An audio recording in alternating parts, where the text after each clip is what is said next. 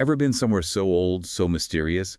It's like time stops. I think I know the feeling. That's Stonehenge. And today, we're going deep, uncovering its secrets. We've got an interview with Dr. Sue Greeny, a top expert, to guide us. Oh, she's brilliant. You might think you know Stonehenge, but there's so much more than just those stones.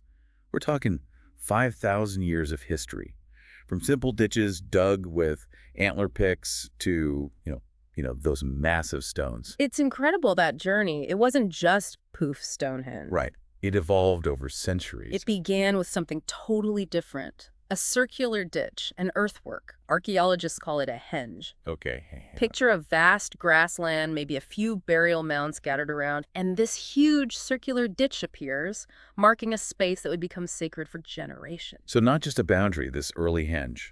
It was a cremation cemetery. Exactly, holding the remains of dozens of people. Some local, but some from as far as Wales. Showing even then, Stonehenge was drawing people in from all over. It was already a significant place. And if we dig deeper, literally, we find clues about who these people were. Skilled farmers, raising cattle, Living off the land. connected to a wider network across Britain and Ireland. A network? How do we know that? Their pottery, a distinctive style grooved ware pottery. It's like their fingerprint, popping up at different sites. So they were communicating, exchanging ideas, maybe even trading across huge distances. Precisely.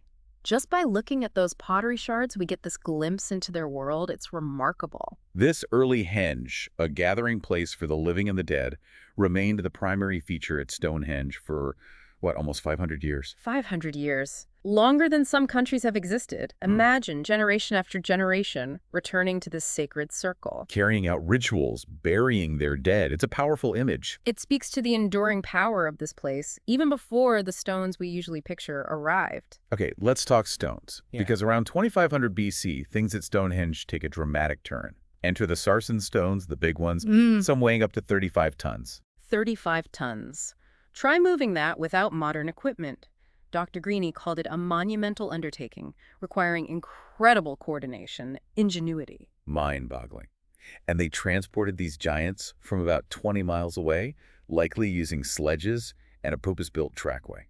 And maybe even rafts along rivers. Just imagine the logistics. The sheer determination is impressive. But it's not just brute strength.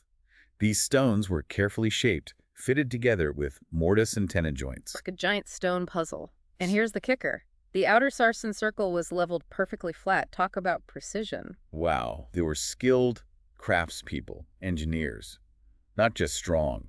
As Dr. Greeny put it, the precision is astounding, especially given their tools. What do you think this level of precision tells us? It goes beyond just functionality, right? Excellent question. Archaeologists are still debating, but it suggests reverence for the place, a desire to create something truly extraordinary. Something special. But hold on, we're not done, because now we've got the blue stones. Here's where the mystery deepens.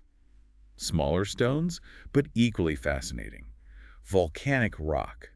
And not local, hauled all the way from the Presley Hills in Wales. Over 150 miles. And not just any volcanic rock. Yeah. Different types from different spots in the Presley Hills. It was deliberate, choosing specific stones from specific places. Why? That's the million-dollar question. Why all that effort? What was so special about those blue stones? Do they hold a meaning? Have a specific property? What did Dr. Greeny say? Well, she called it one of Stonehenge's biggest mysteries. Some think the Presley Hills were sacred, maybe an ancestral home. Others think the blue stones had special properties. Who knows? So they went to the ends of their world to bring those stones to Stonehenge. What beliefs, stories were driving them? What a thought. Right, and then the question becomes, how did they move those stones that far? I can't even imagine. Dr. Greeny said recent research suggests land and water routes, maybe even wooden rollers. Incredible. Pure logistics and coordination. On a scale we can barely grasp. It really makes you think. All that effort for those blue stones. But the mystery gets even deeper when you consider how they were arranged and rearranged. At Stonehenge, like they changed their minds. Right. It wasn't a one-and-done thing. This suggests their understanding of the monument's purpose. It evolved over time. So Stonehenge changed as they changed. It seems that way. At first, the blue stones were in a circle and a horseshoe shape, just like those bigger sarsen stones. Mirroring the layout. Exactly. And get this, some blue stones even had mortise and tenon joints, just like the sarsens. part of a similar architectural plan. So they had a vision for those blue stones from the get-go. But then something shifted. Yeah, later on, those blue stones got moved around multiple times. Stonehenge wasn't static. Its meaning and function might have shifted over generations as their beliefs and practices evolved. They were creating a space that could change with them. It's like Stonehenge was a reflection of their evolving relationship with the world. Now, that's a thought-provoking way to put it. But let's get back to the big question. What was the purpose of this incredible monument? Why pour so much time, effort, ingenuity into creating it? It's funny, isn't it? For such a famous place, Stonehenge is still full of mysteries. A temple, an observatory, a giant party spot for ancient festivals. Well, we might not have written records, but how Stonehenge aligns with the solstices, that's a big clue. Remember, it was carefully designed to frame the midwinter sunset and the midsummer sunrise. To capture those moments. Imagine standing in that stone circle as the sun rises or sets on those special days. Must have been an incredible sight. It makes you think about how, even back then, people were trying to understand their place in the cosmos, looking to the sky, marking the cycles of the sun, the seasons, making sense of it all. Absolutely. And this connection to the cosmos, it might be why Stonehenge was such a significant gathering spot. Dr. Greene mentioned evidence from the nearby Durrington Wall settlement gives us a peek into the lives of those who built Stonehenge. Okay, Durrington Walls. What was life like for those ancient builders? Picture simple houses, chop floors, hearths, bustling with activity, people cooking, making tools, telling stories. Archaeologists have even found evidence of big feasts.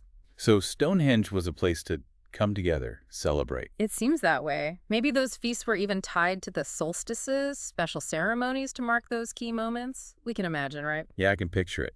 But here's something interesting Dr. Greene mentioned. Despite this massive project, Stonehenge, there's not much evidence of social hierarchy at Durrington Walls. It's a curious detail. So these people who accomplished such a monumental feat, they might have been a surprisingly egalitarian society. It's a fascinating possibility. Yep. Challenges what we think about how big projects like Stonehenge were usually done. They work together, effectively, seemingly without a rigid social structure dictating everything. How do they make decisions? Inspire people to work towards this common goal? If there wasn't a king or a ruling class calling all the shots? Great questions. Tough to answer, though. Part of the enduring mystery of Stonehenge. Amazing how after all this time, Stonehenge still sparks such curiosity and debate. Did Dr. Greene share any other insights about the builders? She emphasized their deep connection to their surroundings. They weren't just moving rocks, they were carefully choosing them, transporting them vast distances, shaping them with incredible skill. It was more than just function. Precisely. Stonehenge was art, a testament to their beliefs and their relationship with the world around them. It seems like every new discovery about Stonehenge just leads to more questions. That's what makes it so captivating. It's a constant reminder that the past is full of mysteries just waiting to be uncovered. It's incredible. For a monument that stood for thousands of years, Stonehenge feels so alive. It really does. Still sparks our imagination, challenges our assumptions, and connects us to a past that's both familiar and incredibly mysterious. It speaks to that human curiosity, our need to understand where we come from. Beautifully put. Stonehenge is a timeless reminder that we've always got more to learn, more to discover, and more to be amazed by. Wow, what a journey, exploring the mysteries of Stonehenge. From those humble beginnings as a simple earthwork henge, to the arrival of those massive sarsen stones, to the mystery of the blue stones all the way from Wales. It's a story that just keeps unfolding. Stonehenge doesn't just stop with the Neolithic period, though, right? It still has this hold on us, even today. Absolutely.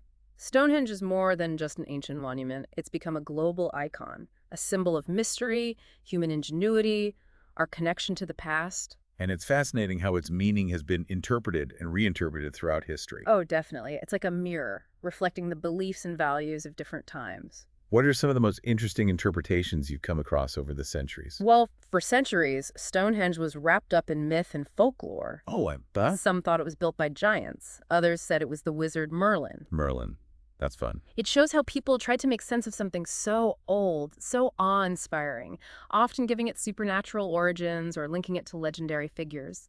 It's like the lack of concrete answers just fueled our imaginations. Exactly. And those theories, they tell us about the people who came up with them, just as much as they tell us about Stonehenge itself. Like during the Romantic era, Stonehenge was seen as a symbol of the sublime, a testament to the power and mystery of nature. It had a different feel then.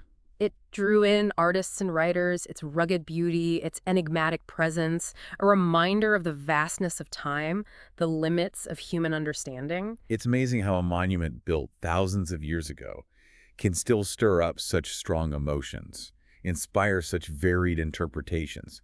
It's like Stonehenge is this blank canvas, and we project our own ideas onto it. Ideas about the past, the present, even the future. That's a perfect way to put it. And then you have the 20th century when Stonehenge became this gathering spot for neo-pagans, spiritual seekers. Drawn to its energy. Right, drawn to its ancient energy and its perceived connection to the cosmos. They saw it as a place of power, to connect with nature, to celebrate life and death.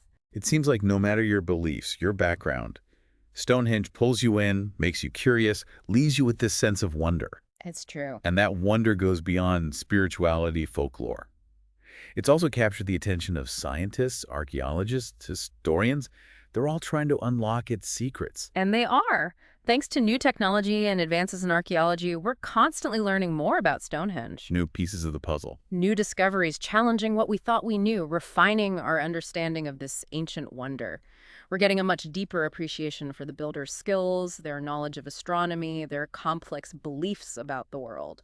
So as we wrap up our deep dive into Stonehenge, what's the one big takeaway you want our listeners to remember? What's at the heart of Stonehenge? Well, I think the most important thing is to remember that Stonehenge is more than just a bunch of stones. It represents human ingenuity, creativity, our desire to connect with something bigger than ourselves. It shows that even way back then, people could achieve amazing things, push the limits of what was possible. They left a lasting legacy for us to wonder at, to admire. Beautifully said. Stonehenge reminds us that there's still so much we don't know about the past, so many mysteries waiting to be solved. But even with all the unknowns, it speaks to something universal in us. Absolutely. Our fascination with the unknown, our connection to nature, our desire to understand where we fit in this vast cosmos. And as technology keeps advancing, as we learn more about the past, who knows what other secrets Stonehenge might reveal? What new interpretations will we come up with? What will future generations see when they look at these ancient stones? That's a question worth thinking about. It is. As we finish our deep dive today, we encourage you, our listeners, to keep exploring, keep questioning, keep that wonder alive. Thank you for joining us on this journey through time. We hope it sparked your own curiosity about Stonehenge. And if you've enjoyed exploring with us, be sure to subscribe to the deep dive for more exciting journeys into the past, present, future. Until next time, keep those minds digging.